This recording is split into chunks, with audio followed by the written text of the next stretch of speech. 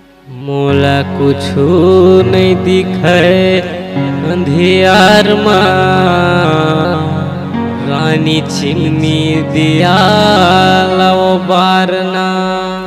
तुला कुछु नहीं दिखे अंधियार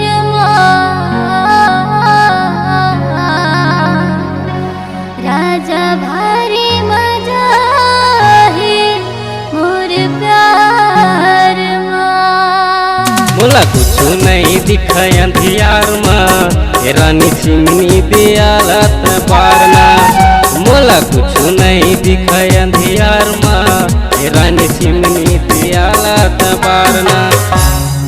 देखे नहीं हो तोर चेहरा ला ठोकिन तय उघारना।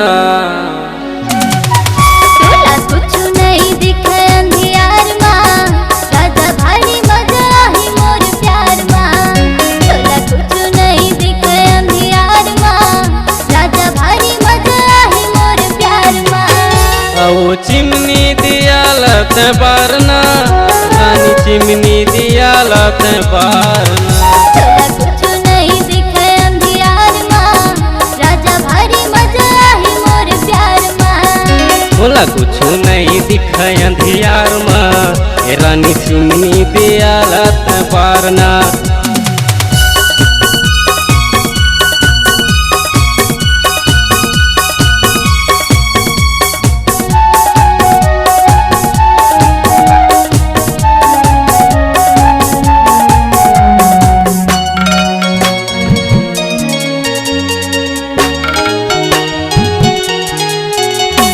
नवा नवा लायो बाई तोला बिहा के, अंधियारी रात में डर मोला लागे। नवा नवा लायो बाई तोला बिहा के, अंधियारी रात में डर मोला लागे।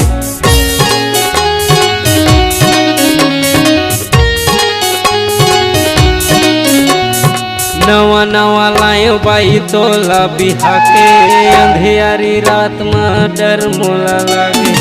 नवा नवा लायो बाई तोला बिहा के, अंधियारी रात में डर मोला लागे। अंधियारी रात में डर मोला लागे। जन देखना घुर घुर के थोकन देख ले न प्यार माँ। तुला कुछु नहीं दिखे अंधियार माँ, राजा भारी मजा है मोर प्यार माँ। तुला भारी मजा है मोर प्यार माँ।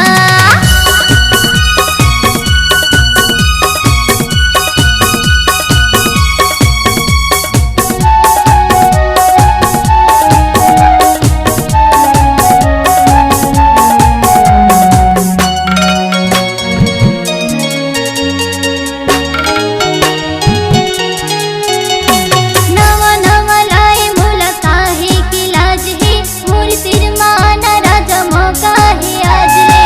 नवा नवा लाए मोला काहे की लाज है, मोर सिर माना राजा मौका है आज ले।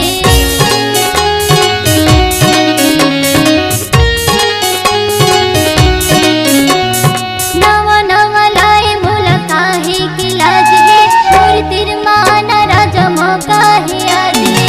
नवा नवा लाए मोला काहे की लाज है, मोर सिर माना राजा मौका है आज ले। मोर सिर माना राजा मौका है आज ले। टुकुर टुकुर झन दिखना राजा, मोर चेहरा ला निहारना।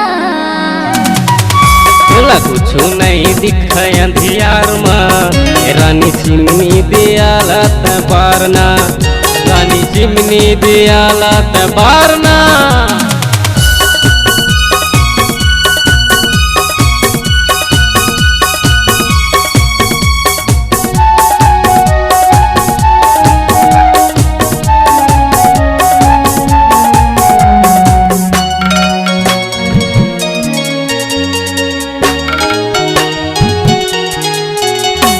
पहली पहले लाए तो लगौना करा के, कुरियल सजाए गोरी फूल मैं मंगा के। पहली पहली लाए तो लगौना करा के कुरियला सजाए गोरी फूल मैं मंगा के।